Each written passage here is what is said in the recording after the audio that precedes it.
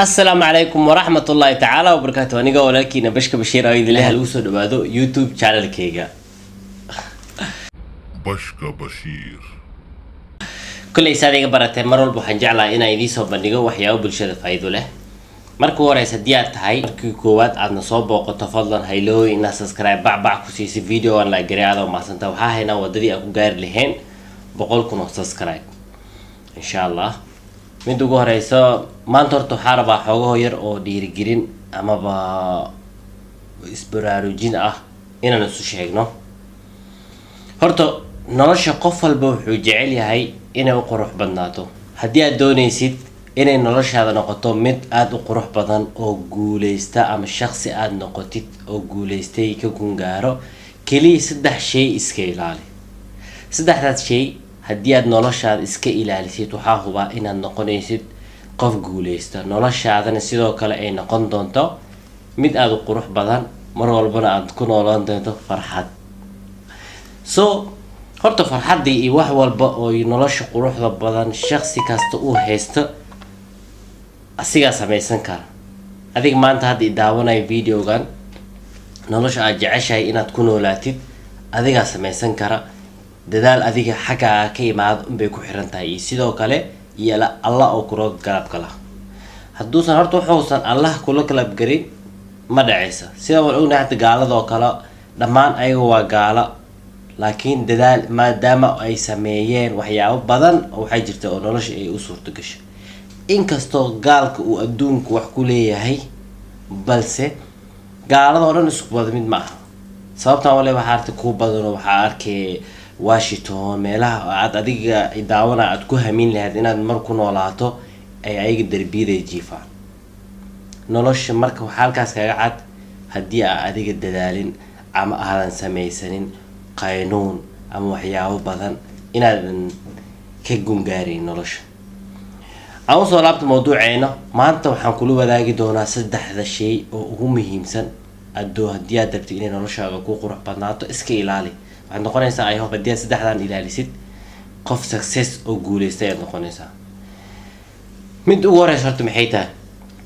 we know a lot of people dad waxaa jira nagu hareeraysan anagoo dhan qofkii dadaal badan oo la arka amaba markuu rabo uu nolosha inuu horumariyo noloshiisa waxaa ka hor imaan doona dadka oo aadka ugu dhow ayaga ku dhaleecaynaya waxyaabaha uu shakhsigaas uu qabanayo ama uu sameynayo mid ugu horeysa horta waxaa loo baahan yahay inaad dadkaas warka ku sheegay inaad iska dhagatirto cause of horta bini'aadanka oo dhan ama dadka oo dhan wuxuu ka aaminsan yahay fikir gooni ah marka adiga waxaa niyadaada ama ka saartaaba iska ilowda hebel muxuu iga aaminsan yahay amaba qofkaas seen u raaligeliya raaligelin waxaa kaaga baahan Allah ku abuurtay kaliya teeda kale horta wixii Allah uu kaa celiyay iska daa sidoo kale mostly of people dadku waxa laga yaabaa oo aad kuugu dhow si ay waxyaabaha aad qabanayso ama horumarkaaga ay u hor istaagaan inay dhaleeceen aanan jirin ay soo dhoodhoobaan ay isu ka keenaan si ay adiga ku nijibiyaan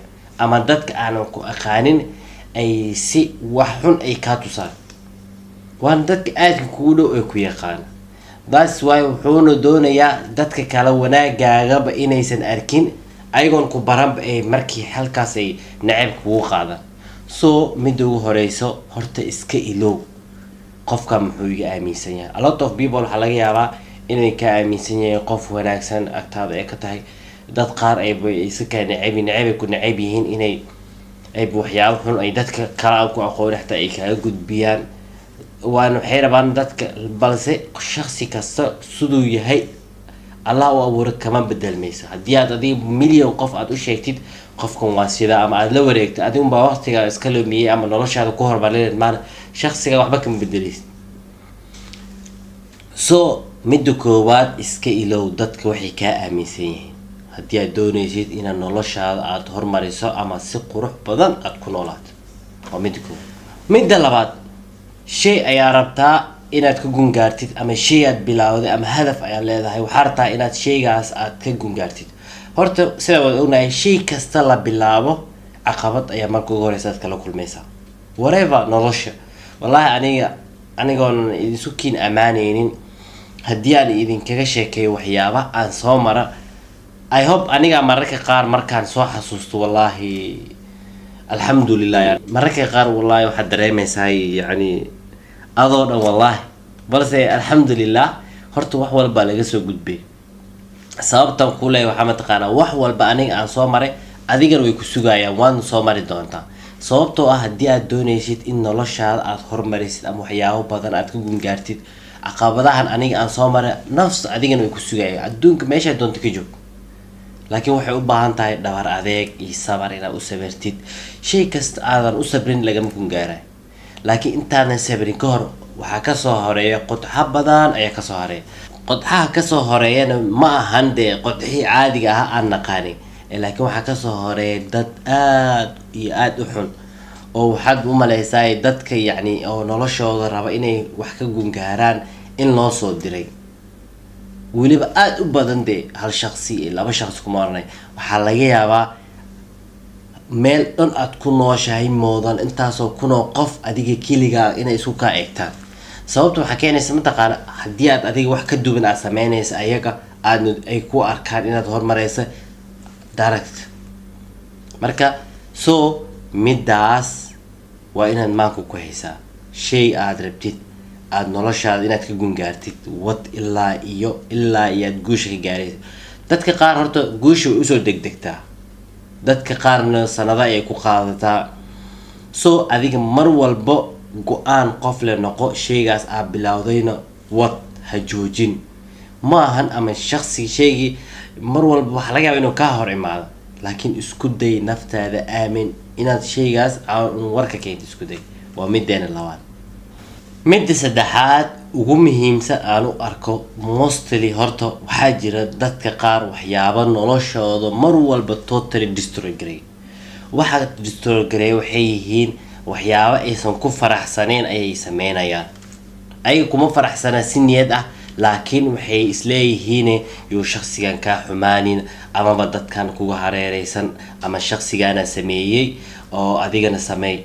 dadka qanci leedahay adiga ku baaba'ay, waqtigana meeshu kaaga dhacaya. marka intii ay meesha say kugu dhici lahayd waqtiga kaa dhici lahaa waxaa sameysaa shay ama adiga aad ku faraxsantahay. haddii aad doonaysid waxbarasho jaamacadeed aad baranaysid, shay aad u aragtay marka horeba ka fiirsatay aad isleedahay inuu shaygaas kugu wanaagsanaa, isku day inaad baratid. amaba mid u kalana way jirtaa, haddii aad doonaysid noloshaada inaad hormarisid ayadana horta a lot of people ama dad badan aa isleedahay saaxiib iyo walaal waad ku golgoysaa. sababta aad ku golgoysaa waxay mataqaanaa garabna kuma noqonayaan. waxaa laga yaabaa inay ku niyad jabiyaan markaad aragtid shaqsiga. mar walbana nolosha waxaa loo dhawaadaa shaqsiga saaxiibka horta lagu sheegaa wuxuu yihi mataqaanaa saaxiibtinimada waxay aad ugu qaalisan tahay dadka la sheega walaaltinimada.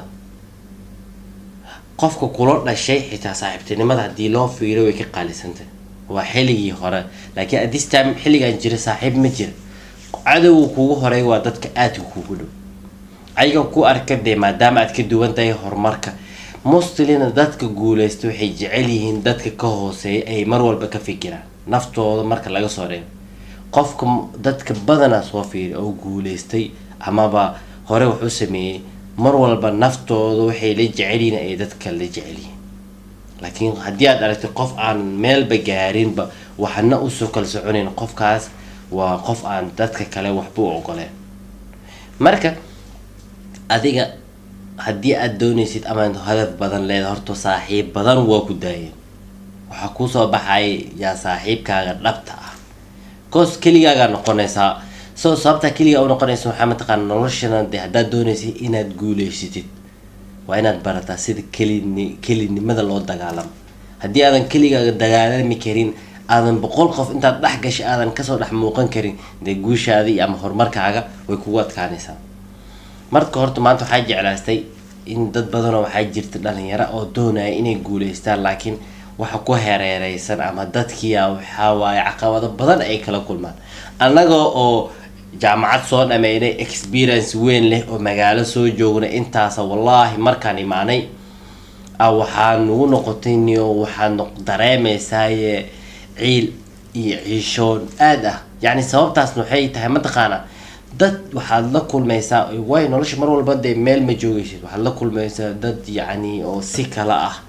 taasna waxaa loo doonayaa dadkaasna inaad adiga on dee go-aan lahaatid. haddii aadan go-aan lahayn wallaahi waxaan hubay inay kugu dhadheelayaan, niyadna kay jibinayaan, meeshay doonaan ay kaa tuurayaan. hadda dad badan maaragtaa social media oo wareersan oo dadka ka waalay, laakiin haddaad dadka warkooda dhageysatid adigana waad sidii aad ku dhacaysa wadadaad ku dhacaysa. hal mid kaliya aad ugu gudbaysaa marka si aysan dadkaas iyo waxna kuu saameyn. marka ugu horeysa adiga cid walba iska saamax, iska cafi. yacni sababta u cafinaysa maaha inaad u baahan tahay ama u baahanaysa, cidna uma baahanayso nolosha adin baa isu baahan, naftaada u baahanta keliya iyo dadka waalidkaaga iyo kuu dhow oo aad u aragta oo ku wanaagsan oo ku raaligeliya. bes waxaad sameynaysaa aad ugu badbaadi kartaa inaad 5 salaad tukatid, allah ku xirnaatid. mar walba salaad tukatidna wixii oo yacni oo ku neceb ama wixii oo aad inaad iska ilaalisid. qofba waxaa arkaysaa adoon waxba u dhimin bilaa sabab ayuu iska kaamaagayaa, ama waxaa laga yaabaa ama qof kale ama meel buu iska arkay bes iska kasanifa. marka hana ugu badnaana Soomaalideena marka waxaas dhow iska jiraan, laakiin wallahi never ha aaminin adi hebela neceb iyo hebela saan ay hebela cadow ay jibinay wiliga iskiilo. wixii lagu dhahana social media ha keenin. qofku waad aragtay sama anagoo og wallahi qofkaas ama naga hadlaaya wax walba naga sheegaya loo bes dhegta ka furaysa. bal hal mid qofkii daaragta kuugu imaado un dee jawaab sii mar walba nolosha really. يعني أنا أقول ما جيد أما شخصي وحنا idin sheegaya wax shakhsi kaliya ku kooban, qof walbo doonaya oo horumar ama hadaf inuu nolosha ka gungaaro waxay caqabadaha dhan la kulmayaan. marka waxaad ugu gudbi kartaa qodobada aan ku sheegay. mar walba horta Allah ku xirno, dad muslimaan ah Allah da ku xiran tahay, aad mar walba quraankaaga adkaartaada aad afku goyso, aad salaada tukanayso, cid ku joojinaysa malaha. teeda kalena sheyga aad u baahan tahay inaad ka gungaartid qabo. laga yaabaa inuu waqti kugu dheeraado meel walba joogtid. haddii aad baadiyaha meesha ugu dambeysay joogtid, haddii aad hadaf leedahay meesha aad joogto aad ka bilowdid, aadna u dadaashid waad ka gungaaraysaa. haddii aad isleedahay laakiin aniga Afrika jooga ama Mareykanka ama meeshaan aan jooga meesha waxba lagama sameyn kara, hadaa isliiday. marka ma jirto meel walba adiga joogto adiga qof iska dhigi kara. haddii aad maanta adiga aadan istaagin, aadan shakhsi aad lugaada ku istaagin, aadan dadka istusin, cidna ku baramaysa. dadka markaa isbaraysidna anoo sadaana maaha, adiga shakhsiyadaada isku bar, wanaagaagana marna yaan la bedelin. laba qof oo ku xumaysay amaba inaa isdhahdo dadkan way xun yihiin adigana ku daysa no. the more lagu xumeeyo the more aa wanaag samayso isku day. marka lagu xumeeyo adigana wanaag badan ku bedel. meesha wax walba laga qoro ama laga daalaco ama xagga qof walba oo lagala socdo waxaa waaye samada Allah nala socdo. laakiin haddii aad shakhsi ama adiga aad fiirsanaysa dee adigii dadkaas isma dhaamaan waxna ma gaaraysid. marka sorry haddii aan ku dheeraaday, waa wax jira. maanta waxaan jeclaystay xoogo motivation ama dhiirigelin inaan idinku baraarujiyo. marka qodobadaas ilaali insha Allah dhammaanteena Allah naga dhigo kugu guuleysta adduun iyo aakhira. adduunka kaliya aan u ordin, aakhiradeen mar walba aan niyadu ku hayno. dad dhalinyaraan nahay, adduunka sida ku ognahay doorta aakhir zaman arjo waxya a lot of problems iska jira. marka insha Allah qaatamada Allah noo suubiyo dhammaanteenana Allah naga dhigo kugu guuleysta, aan ku dadaalno cibaadada Allah insha Allah. haddii aan taas ku dadaalno waxna joojinaa malahan. dhalinyaro iyo waxaad tahay iyo isteelkaaga iyo qaabkaaga waa wax adigu shakhsiyadaada, laakiin cibaadada Allah markaaga wuxuu ku xiran tahay cibaadada Allah. marka taasna waa main pointiga aan ilaalina. marka waxay haddii aad ka heshay videogan waxay leeyahay inaad like garaysid, asxaabtaada sii share garaysid. marka waxay leeyahay wassalaamu calaykum waraxmatullaahi tacaala wabarakaatuh. peace and love. nabad aag shaqeyn.